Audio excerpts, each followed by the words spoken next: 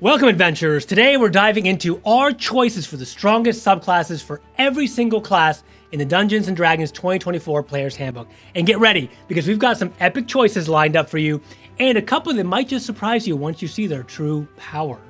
But before we get started, we will note what's the strongest will always vary depending on your table, your party, your play style, and even what tier of play is typical for you. Our goal is to help you make an informed decision and maybe even inspire your next supercharged character. So grab some dice and let's dive into the powerhouse of the new edition. Starting with our first choice, the iconic Path of the Berserker Barbarian. Here we go. If you've ever wanted to channel your rage into a violent fury, the Berserker might just be the subclass for you. Let's break it down level by level, see why this is one of the strongest options for barbarians. At level 3, Frenzy lets you go, well, berserk. When you use Reckless Attack while raging, you deal extra damage to the first target you hit on your turn. The extra damage equals number of d6s based on your rage damage bonus, starting at 2d6 and scaling up to 4d6 by level 16. That's like an angry sneak attack. It's straightforward, no spell slots, no bonus actions, just extra dice when you do what you were going to do anyways. Compare that to the 2014 version where Frenzy costs your bonus action and adds exhaustion. This 2024 version is a massive improvement. For sure. It's consistent, effective, and pure barbarian. Every turn you're piling on damage without worrying about any penalties. It's actually one of the highest DPR subclasses in the game. Absolutely. At level 6, you're getting Mindless Rage. At level 6, while raging, you're immune to the Charmed and Frightened conditions. Even better, if you're already Charmed or Frightened, when you start raging, those conditions just go away. This ability is pretty clutch. Charm and fear effects can take you, the frontline powerhouse, out of a fight entirely. With this feature, you can't be manipulated or sidelined, letting you stay in the action right where you belong. Your DM's gonna have to look elsewhere for an easy target because you're not going down without a fight. For sure. Retaliation level 10 is also a game changer. When a creature within 5 feet of you damages you, you can use your reaction to make a melee attack against them. Whether you're wielding a weapon or going unarmed, it's just more attacks, more damage, more barbarian. And don't forget, you can grapple or shove with this feature, opening up even more tactical options. Retaliation is everything you want. A free hit when your enemies dare to touch you. Amazing. Level 14, Intimidating Presence, lets you use your bonus action to frighten enemies. Ah! When you're raging, this ability extends to a 60-foot radius. There's nothing to scoff at. Targets have to make a wisdom saving throw or be frightened for 1 minute, repeating the save at the end of each turn. This is excellent crowd control. While the cost is high, either a long rest or burning a use of your rage, it's perfect for handling your group of enemies. Just imagine walking into a fight, letting out a primal roar, and sending half of the battlefield running for cover. 60 feet, amazing. Yeah. But don't waste this on single targets unless you're trying to bait out legendary resistances, which is a good tactic. Usually save it for those big moments where it's going to turn the tide of a battle completely. So, where does the Path of Berserker rank? For raw damage output, this is absolutely S tier. Every feature reinforces the Barbarian's core identity, a relentless powerhouse dealing massive damage while shrugging off control effects. If you're looking for versatility or utility, there might be some better options, but if you want to smash face and dominate the battlefield, Berserker delivers like no other. Moving on, let's take a look at another standout subclass, this time for the Bard, the College of Glamour. Ah, the College of Glamour. If you've ever wanted to weave beguiling fey magic and look fabulous while doing it, this is a subclass for you. But does it live up to its reputation? Let's dive into its features and see how it performs in 24. At level 3, you gain the spells Charm Person and Mirror Image as always prepared options. Additionally, when you cast an enchantment or illusion spell using a spell slot, you can force a creature within 60 feet to make a wisdom save. On a failure, it's either charmed or frightened by you for 1 minute. 2 for 1. This is a fantastic early ability. Charm Person gives you social leverage, while Mirror Image is a defensive powerhouse. The added control effect when you cast enchantment illusion spells makes this even better, especially with the Bard's ability to pick spells from any class list. It's flexible, reliable, an incredible tool set. The only downside is resistance to Charmed and Frightened can happen, but when it works, pure gold. Also, level 3, you get Mantle of Inspiration. As a bonus action, you expend a Bardic Inspiration die to grant temporary hit points, number of creatures equal to your Charisma modifier, up to +5 or more. They can also use their reaction to move up their speed without provoking opportunity attacks. This is both a premier ability and a lifesaver in combat. You can reposition your party, avoid AoEs, and buff their durability all in one bonus action. Incredible. At higher levels, those temporary hit points scale significantly, making this an essential tool for tactical play. This ability alone will make your DM sweat. Oh, yeah. Believe us, we've been on both sides of it. Yes, we have. At level 6, you gain Mantle of Majesty, a bonus action. You can cast Command without expending a spell slot. That's really key. And you take on an unearthly appearance for 1 minute. During this time, you can cast Command as a bonus action each turn, and creatures charmed by you automatically fail their saving throws against it. Wow. This is pure battlefield control. You can disarm enemies, force them to waste turns groveling, or even move them out of position. You'll also be burning the boss's legendary resistances like you wouldn't believe. Absolutely. It's incredibly versatile, doesn't use one of your spell slots, and just be mindful of its once per long rest limitation unless you burn a 3rd level spell slot to recharge it. At level 14, you unlock Unbreakable Majesty. As a bonus action, you get a transformation, Always Awesome, which gives you a magical aura for 1 minute. Whenever a creature attacks you for the first time on its turn, it must succeed on a charisma saving throw or attack just straight up misses. This is a great defense tool, especially against single powerful enemies. It might not hold up against a multi-attack creature as well as the 2014 counterpart, but it's still a solid ability to turn the tide when you're under pressure. So, how does the College of Glamour fare? For utility, support, control, easily S tier. Its abilities are consistently impactful and rewarding to play. Agreed. If you want to shine, literally and figuratively, the College of Glamour offers a unique and fun play style that's as effective as it is fabulous. Now, let's shift gears to the War Domain Cleric. If you want to inspire valor, smite your enemies, and be the ultimate divine warrior, the War Domain might be for you. Absolutely. This subclass focuses on mixing divine magic with martial prowess, creating a dynamic playstyle that's both satisfying and effective. Let's break it down. At level 3, you get Guided Strike. When you or an ally within 30 feet misses an attack roll, you can use your reaction to add a +10 to the roll. This is a fantastic use of Channel Divinity, especially for clutch moments when you absolutely need an attack to land, and it's going to. It's like turning a miss into a guaranteed hit, especially at lower levels. Pair it with powerful attacks like Sneak Attack or high damage spells, and you've got a recipe for success. You also gain your War Domain spells, including staples like Guiding Bolt, Shield of Faith, Spiritual Weapons, and later you unlock the heavy hitters like Spirit Guardians. It's fantastic. And Steel Wind Strike, also a great new spell, giving you both offensive and defensive versatility. At level 6, you have War Priest, which lets you make a weapon attack as a bonus action a number of times equal to your wisdom modifier per short rest. Wow. This ability keeps your action economy busy and helps you feel like a true divine warrior. It is perfect for combining melee attacks with your spell casting. Plus, it refreshes on short rests, so you almost always have extra attacks ready to go. At level 10, you can cast Shield of Faith or Spiritual Weapon without using a spell slot. Amazing. And without requiring concentration. This restores some of the utility of Spiritual Weapon, which was nerfed in the 2024 edition. It is a fantastic boost, allowing you to maintain your divine presence in the battlefield without burning through resources. Prioritize Spiritual Weapon for extra damage whenever possible. Finally, at level 17, you gain resistance to bludgeoning, piercing, and slashing damage. While this is a solid defensive boost, it feels a bit underwhelming compared to some of the other high-level abilities, to be honest. Agreed. It could use a little extra flair, like an aura that buffs allies or additional damage to enemies. Still, it's a reliable way to be buffer and stay in the fight longer. The War Domain Cleric is a fantastic choice for players who want to mix spellcasting with frontline combat. Its abilities are impactful and cohesive, making it a strong contender for both damage and support roles. Yeah, we're giving the subclass a solid A tier, but best in its class. It's versatile, thematic, and consistently delivers in combat. Let's now explore the Circle of the Moon Druid, a subclass built entirely around the Druid's wild shape feature. If you ever wanted to turn into powerful beasts, protect the wilds, and still maintain your spell-casting prowess, Circle of the Moon is for you. It's back, and let's break it down why this is one of the strongest Druid subclasses. At level 3, you gain always prepared Circle of the Moon Druid spells. These include staples like Cure Wounds and Moonbeam, and later Conjure Animals and Mass Cure Wounds. What's game-changing is that you can cast these spells while in wild shape. Stop it. Something standard Druids can't do until level 18! Incredible. You're barely casting Mass Cure Wounds. Love it. Stupid. Love it. Abso-freaking-lutely. Being able to heal or deal radiant damage as a bear, wolf, any other creature is just phenomenal. It's like having the best of both worlds. Frontline durability and spellcasting utility all baked in one. Also at level 3, you gain Circle Forms, allowing you to transform into creatures with a challenge rating equal to your Druid level divided by 3. On top of that, your AC in Wild Shape becomes 13, plus your Wisdom modifier, if that's higher than the creature's AC. Which it usually is.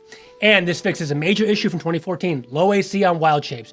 You're no longer just an easy target. Plus, temporary hit points from Wild Shape scale with your level, keeping you in the fight longer. It's balanced, but still very powerful.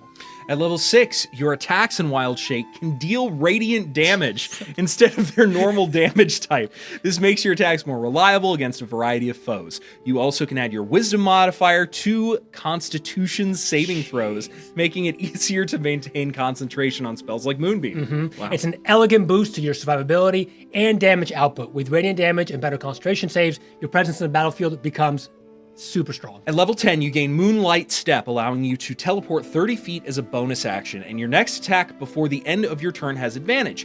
You can use this a number of times equal to your Wisdom modifier, regaining uses on a long rest or by spending spell slots. Teleporting as a bear? Yes, please. This adds mobility and tactical options to your kit, letting you reposition yourself or allies in the thick of combat. It's versatile, impactful, and just literally plain fun. At level 14, you've got your Lunar Form, which adds 2d10 radiant damage to your Wild Shape attacks once per turn.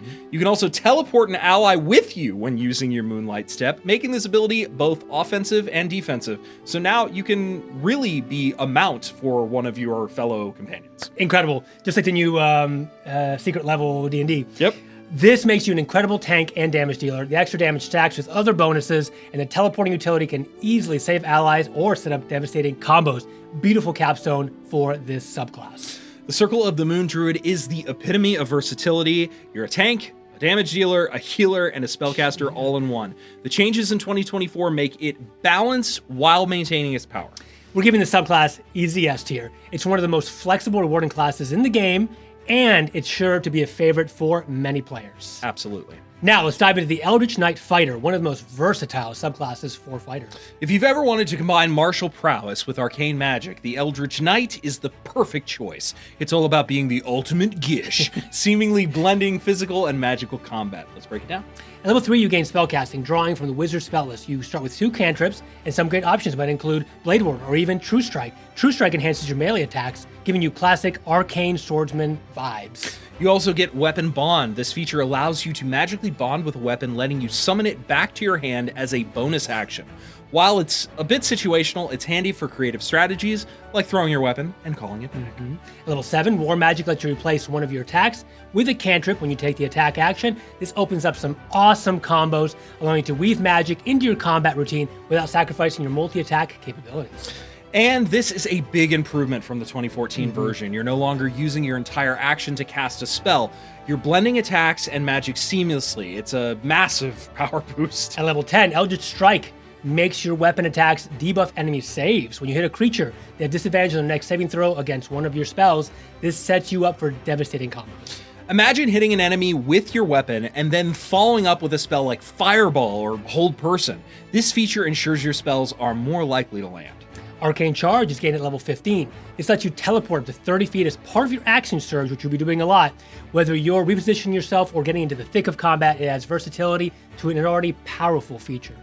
Teleportation is always valuable. Combine it with spells or weapon attacks, and you'll be an unpredictable force on the battlefield.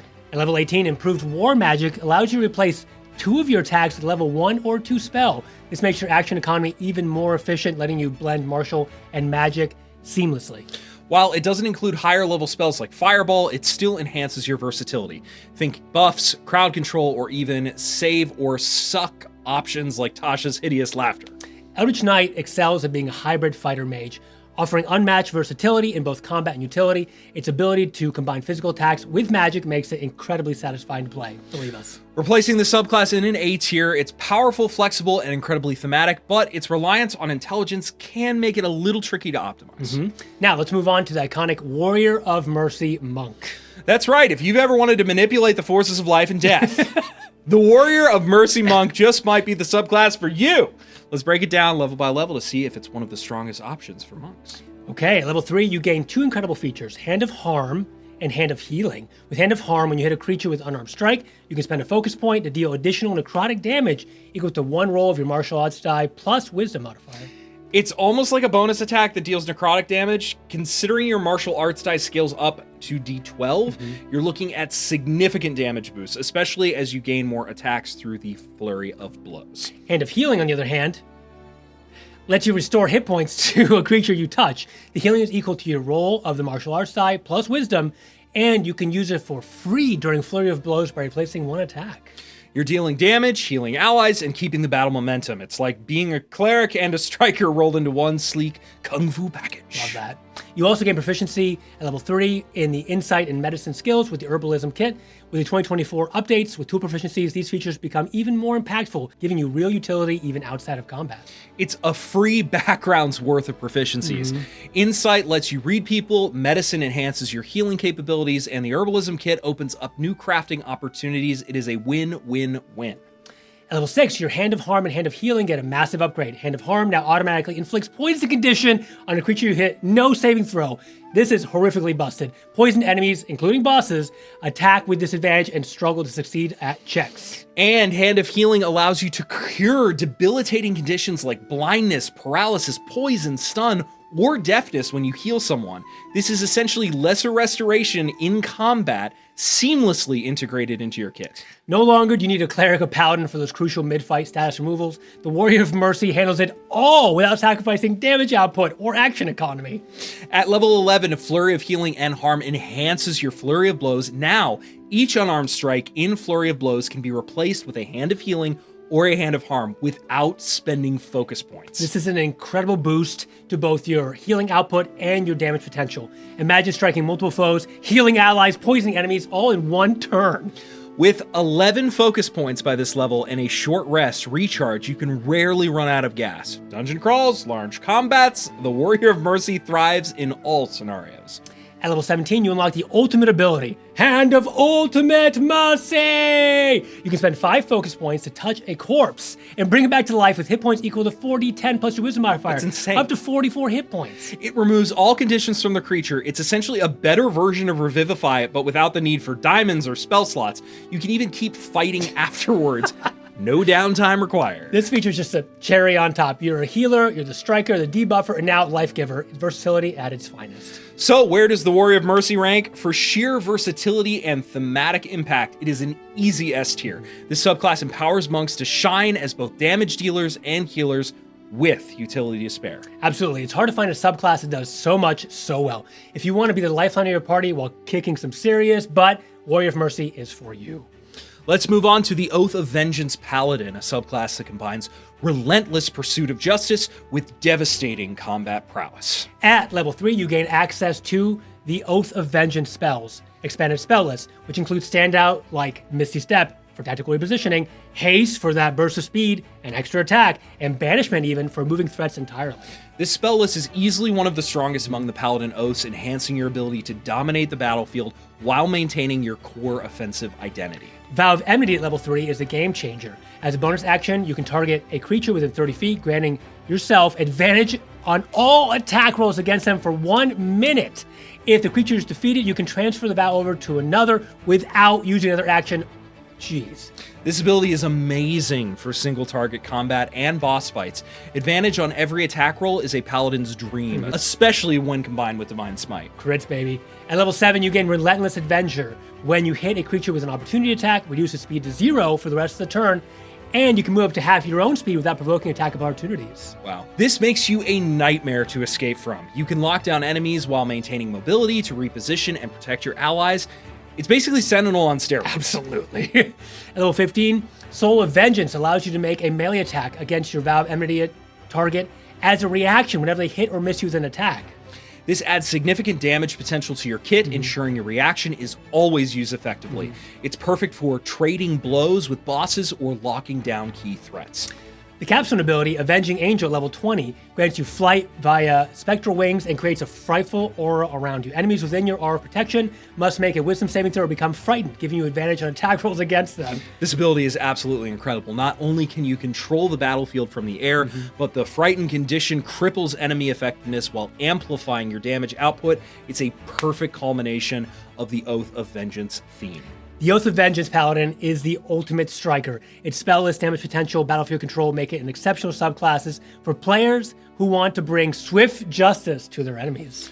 We're giving the subclass an A tier ranking with the potential for S tier in campaigns where combat dominates. It's straightforward, effective, and satisfying to play. If you're looking to deal justice with a heavy hand, this is your oath. Okay, now let's talk about Beastmaster Ranger, the quintessential pet-based subclass.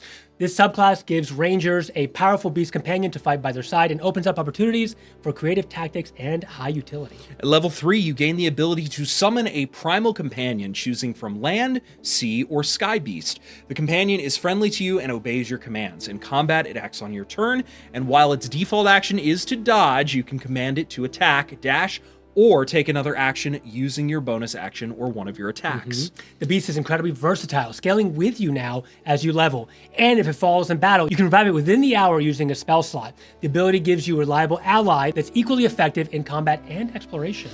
At level 7, exceptional training enhances your primal companion's utility. You can command it to take additional actions like help or disengage with your bonus action. Plus, its attacks now deal force damage, a huge boost since force is so rarely resisted. This makes your companion more flexible and even more impactful, whether it's setting up advantage for you or your allies or just dealing consistent damage.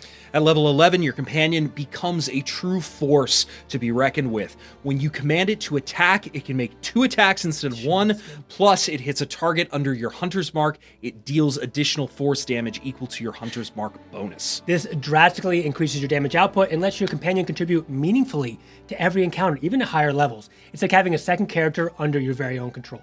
At level 15, you can extend the effects of spells you cast on yourself to your primal companion, as long as it's within 30 feet. Spells like Stone Skin or Jump now affect both of you, significantly boosting your survivability and tactical options. That's pretty cool, and this feature really emphasizes that bond between the Ranger and the Beast. You're not just partners in combat, you're sharing magical buffs to tackle challenges together.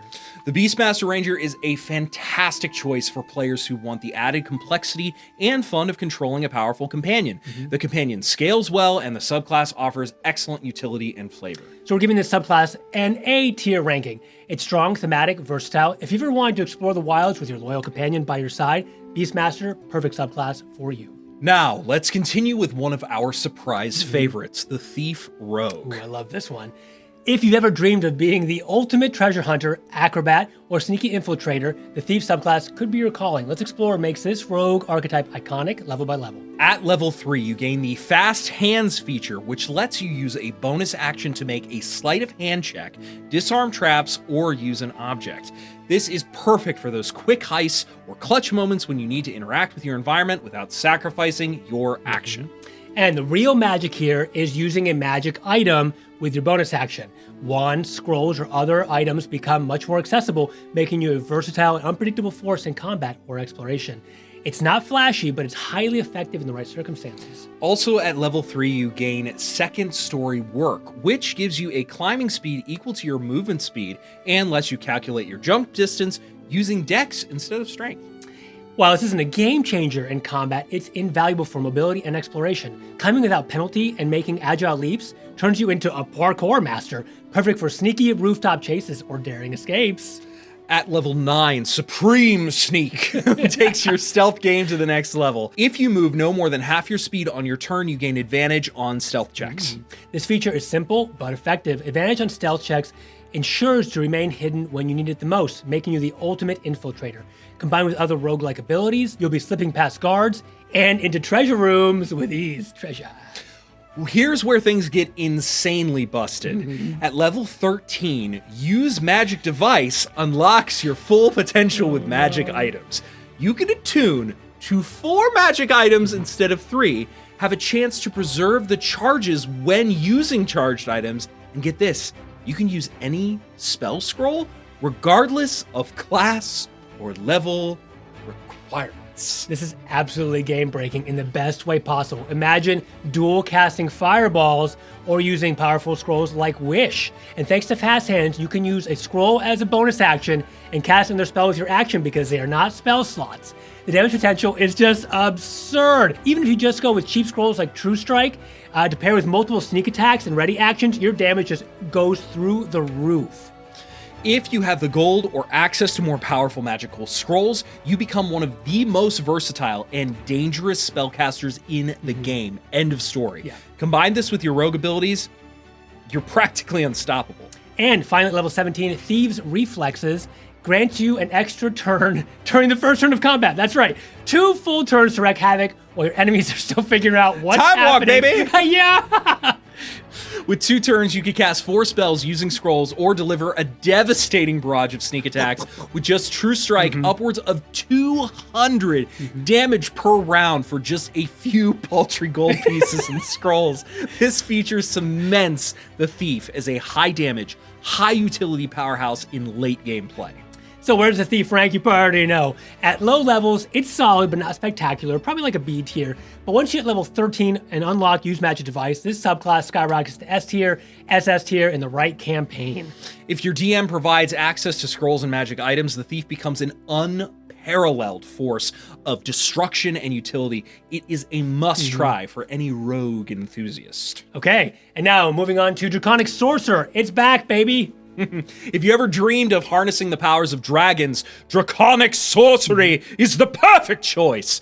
This subclass blends raw magical might with draconic resilience and flair. Let's dive into its abilities level by level. And you've been there. Oh yeah. At level 3, you gain Draconic Resilience. Your hit point maximum increases by 3 and increases by 1 for every level of Sorcerer you gain. This is a fantastic durability boost right out of the gate. Much needed. And the best part, while you're not wearing armor, your AC becomes 10 plus your dex plus your charisma modifier. Sorcerers do not need armor anymore. You're protected by sheer draconic power. This is a huge survivability boost, especially at lower levels. You also gain access to Draconic Spells Expanded Spell List. These are always prepared and include standouts like Fly for mobility, Dragon's Breath for thematic area damage, and Summon Dragon to embody the draconic fantasy. This curated list ensures you have a powerful option for both combat and exploration, giving you incredible flexibility and flavor. At level 6, you choose one elemental type: acid, cold, fire, lightning, poison. You gain resistance to that element and add your charisma modifier to the damage of spells of that type. This is a straightforward but powerful ability. Adding your charisma modifier to every spell of your chosen element can significantly boost your damage output, especially for spells like Fireball or Lightning Bolt. This is the only sorcerer that has a reliable DPR increase because of this ability alone. Level 14, you sprout Draconic Wings as part of a bonus action, giving you a 60-foot fly speed. The wings last for an hour or until you dismiss them. You can use this feature once per long rest or spend 3 sorcery points to regain it. This ability is pure dragon-themed fantasy extravagance, and it's incredibly practical. You need to escape or reposition in combat, just spread your wings and take to the skies. It's also a fantastic way to stay out of melee range while raining down spells. I love that. At level 18, you gain the Dragon Companion feature. You can cast Summon Dragon without material components or using a spell slot once per long rest. Better yet, the Summon Dragon does not require concentration. This means you can have 2 dragons on the field simultaneously. If you cast the spell normally after using this feature, imagine controlling 2 dragons while slinging spells from above. It is unparalleled power in fantasy. At higher levels, your free cast of Summon Dragon will get weaker in comparison, but it's still another pretty strong body on the battlefield. Double Dragon. The Draconic Sorcerer is a stellar subclass for anyone who wants to embody the might of dragons. It balances durability, utility, raw power, making an excellent all-rounder. We're giving this subclass an S tier ranking. It's flavorful, mechanically strong, and incredibly fun to play. Trust me. If you want to dominate the battlefield with a mix of magic and dragon-like abilities, this is the subclass for you. Okay, now let's continue with the epic The Room Is Big Enough Evoker Wizard. If you've ever wanted to command the raw, destructive power of the elements, evocation magic is for you. The Evoker Wizard is the epitome of magical offense, specializing in blowing things up, often with spectacular effects. Let's break it down level by level. Okay, at level 3, you get Evocation Savant. This feature lets you add 2 level 1 or level 2 evocation spell to your spellbook for free. Additionally, whenever you gain access to a new level of spell slots, you can add 1 evocation spell of that level to your spellbook for free. Free spells? Yes, please. This makes it much easier to prioritize other important utility spells while ensuring your evocation arsenal remains packed with firepower. At level 3, you gain Potent Cantrip. When you cast a damaging cantrip and miss, or the target saves, they still take half damage. This is great for consistency, but since cantrips don't scale as much as spells, it's more impactful at lower levels. It's a decent fallback, but mid to high levels, your spells will often take center stage. Level 6, you get Sculpt Spells. When you cast an evocation spell, you can create pockets of safety for your allies. Choose a number of creatures equal to 1 plus the spell's level. These creatures automatically succeed their saving throws and take no damage if they would normally take half damage. This is a quintessential Evoker ability. Fireballs and other area spells can now safely include your allies without harming them. No more apologizing for friendly fire, just blast away. Level 10, Empowered Evocation, lets you add your intelligence modifier to the damage rolls of your evocation spells. This is straightforward but effective as a damage boost. For spells like Fireball, which hit multiple targets, the extra damage really adds up. And at level 14, you unlock Overchannel! When you cast a wizard spell level 1 through 5 that deals damage, you can choose to deal maximum damage with this spell. The first use per long rest has no drawbacks, but subsequent uses deal increasing amounts of necrotic damage to you. This is a huge power spike for key moments, especially in boss fights. Just make sure you have some healthy healing hands around if you plan to overuse it. Yeah. The Evocation Wizard is a definitive choice for players who want to obliterate enemies with magical firepower. Reliable, simple, perfect for players who are even new to spellcasting. While its abilities are straightforward, they're extremely, extremely effective. We're giving this subclass an A-tier ranking. It's incredibly strong at what it does, though it may lack the versatility and nuance of some of the other wizard subclasses. If you're here to watch the world burn, literally, this is the subclass for you. And finally, we have the Great Old One Warlock. If you're intrigued by forbidden lore and want to channel the unfathomable power of the ancient beings, the Great Old One Patron is the way to go. This subclass is flavorful, eerie, and packed with potent abilities. Let's break it down level by level. At level 3, you gain Awakened Mind. As a bonus action, you can form a telepathic bond with a creature within 30 feet. This bond lets you communicate telepathically across a range equal to miles times your charisma mod. This feature is a massive upgrade to basic telepathy. The ability to maintain that telepathic connection at long distances adds incredible roleplay and strategic potential, especially in espionage or split party situations. The Great Old One's expanded spell list level 3 includes a mix of thematic enchantment, illusion, and utility spells. Examples include the sinister Dissonant Whispers and the eerie Hungers of Hadar. This spell list is thematic and versatile, giving you a mix of utility and combat options. Hunger of Hadar and Phantasmal Force are standouts for flavor and effectiveness. At level 3, you get Psychic Spells. With Psychic Spells, you can change the damage type of your Warlock spells to Psychic, one of the least resisted damage types, and cast enchantment or illusion spells without verbal or somatic components. Think about that. This feature is both mechanically powerful and a huge flavor win. Psychic damage bypasses most resistances, and silent somatic-free spellcasting makes your Warlock feel truly alien and mysterious. Aliens. At level 6, your Awakened Mind gains a combat boost. When telepathically linked to a creature, you can force it to make a wisdom saving throw. On a failure, the creature has disadvantage on attack rolls against you, and you have advantage on attack rolls against that creature. This is a tactical powerhouse. Focus fire on an enemy with infinite advantage to your multi-attacks with Devouring Blade, while simultaneously making it harder for them to retaliate. Level 10, you gain Eldritch Hex. When you cast Hex, the target also has disadvantage on saving throws of the chosen ability score for the duration. This elevates Hex into a game-changing debuff. Disadvantage on saving throws makes landing your spells or your ally spells significantly easier. At level 10, you gain Thought Shield. With that, you gain resistance to psychic damage, and creatures that deal psychic damage to you take the same amount of damage in return. Additionally, your mind cannot be read unless you allow it. This feature solidifies your role as a mental fortress. It's situationally useful against psychic foes and adds thematic flavor. Level 14, you gain Create Thrall. When you cast Summon Aberration, you can make it concentration free for 1 minute, give it temporary hit points equal to your Warlock level plus Charisma, and add bonus psychic damage to its attacks if it hits a creature affected by your Hex. Concentration-free summons are incredible for action economy. With 2 active summons, you're a 1-person army, although keep in mind that as you level, your free casting of this spell will be weaker since you can't upcast it.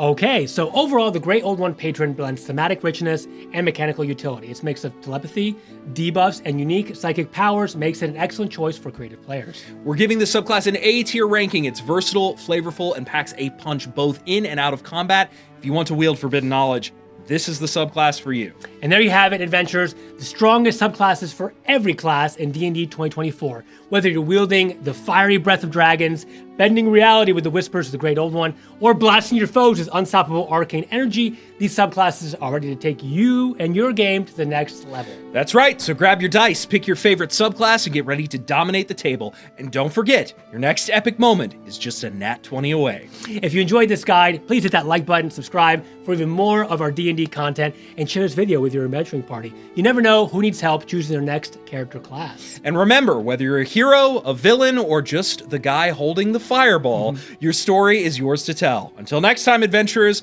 may your rolls be high and your journeys legendary.